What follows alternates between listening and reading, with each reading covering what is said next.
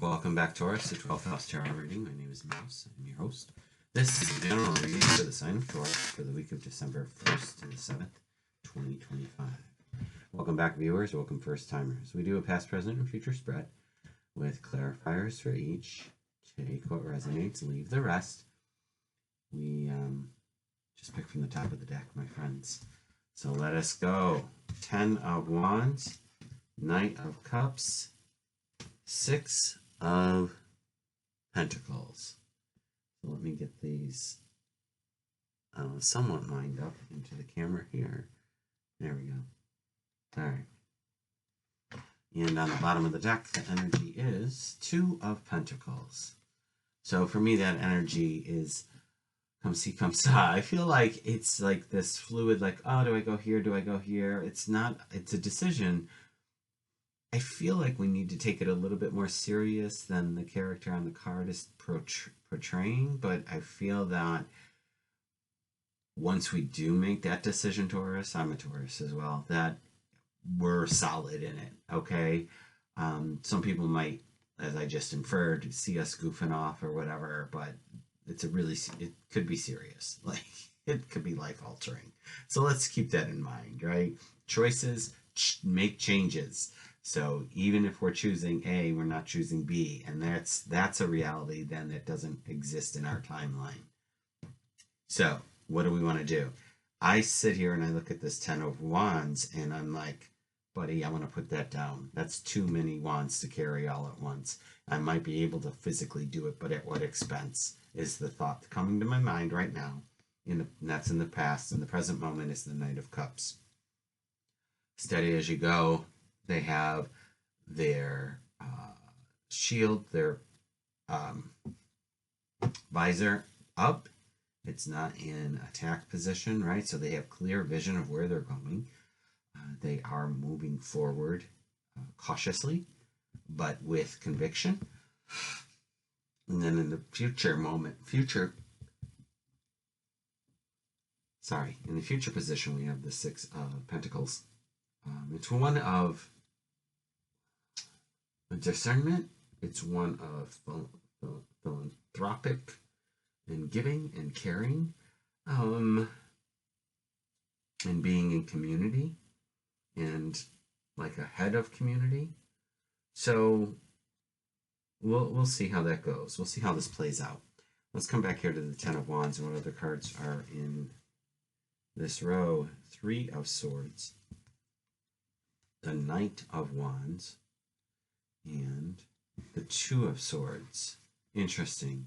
So there was a choice point that was made. There was some losses that occurred and swift movement, like getting on this horse and going. Like you knew where to go, what to do, when to do it, and you did it. Now, there could be some losses represented by the 3 of Swords. Again, it feels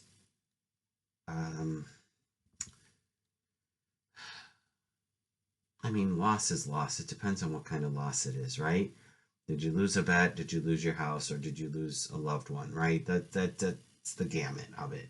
So only you can tell me what this means for you and to what extent and depth of that.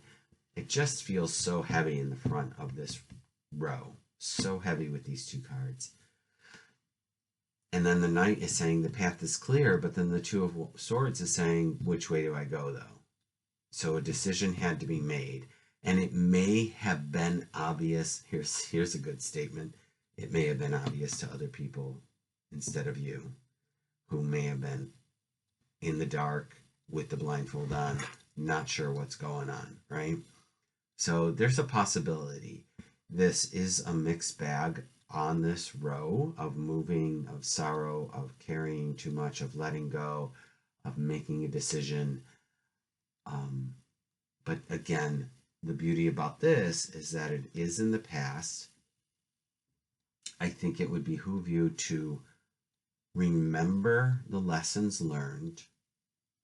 Write them down if you have to. Like, that would be an interesting journal. People talk about your gratitude journal and such, but you know, lessons about love that I've learned, lessons about myself that I learned, lessons about eating too much gluten, like whatever, and referencing that, because here the Knight of Cups is saying that you get to move forward, um, and move forward in an eloquent way. So let's see what happens here. We have the Ace of Wands with that, which again, the Ace of this Ace of Wands says take action. Use this wand like the magician would use this wand and do some abracadabra. Look at that. Then we have the Eight of Wands underneath it. And that's, again, that's swift moving. So it's clear that we're going to be moving this week somehow, some way, in some direction that behooves us, because we have the Nine of Pentacles here. I love this. I would love to be able to be in this garden, chill with the bird in my hand, like having that kind of space to just enjoy instead of being in the grind, right? I feel like this is definitely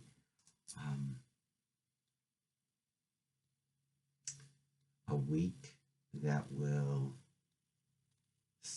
help set the tone for 2026. And that's it. 2026 is going to be big, y'all. I feel it. I don't know if you do. Let me know in the comments. But for me, I'm a fire horse in the Chinese zodiac, and it's a horse year, and I believe it's a fire horse year. And for anybody who cares, I'm having my second Saturn return moment, and I couldn't be more excited for this to show up and to leave 2025 behind.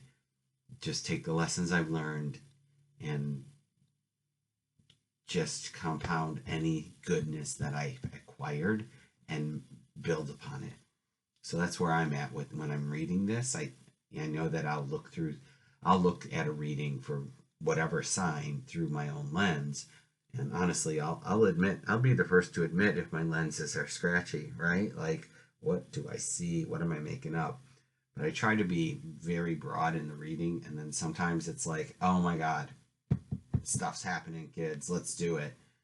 So we have our Six of Pentacles in the future. Look at this. We have the Queen of Pentacles with that. We have the Star. Oh my gosh. And then the Wheel of Fortune. Okay, so hot diggity dog. I feel that this is a lot of abundance, prosperity, finally stepping into our even more of our authentic self.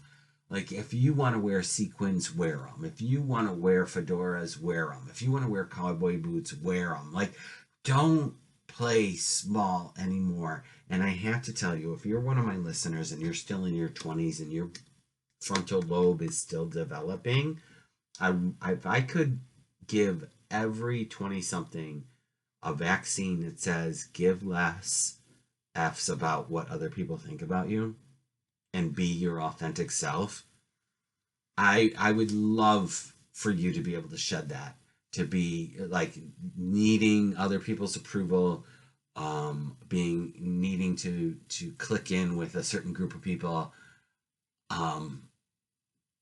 be you. And maybe that generation already is being themselves to the best that they can. But I gotta say, the older I get, the wackier I become, and I'm here for it, because there's a version of me, a younger self, that is like, why weren't we wearing, I don't even know. You know who I appreciate? If you've ever watched My $1 Million Dream Home, and the host is David something or another, his style is off the hook, off the chain, off the shelves. I don't know what they say anymore. It's mad crazy, and I love it. Unless it's a real fur, not a fan of that stuff. But there's a style that's just so bold and so brilliant and so bright and so out there that I just wish I want to embody, and I'm working on it. I guess it's just a matter of finding the right clothes. So I'll just go back to the Goodwill bins and find my goodies. So that being said, Taurus, look at, in the future, we've got the Queen of Pentacles. It's us sitting in our wealth, our security, and our comfort. We have the Star saying, let's do more of this, more self-realization, more healing. And then you have the Wheel of Fortune, which is like expansion in luck. So yes, please. More please. Thank you, please. Please. Look, if you made it this far, I appreciate you being here. Thank you, thank you, thank you, thank you. Consider liking and subscribing. And I will be back next week with another fun reading for you. So until then, take good care.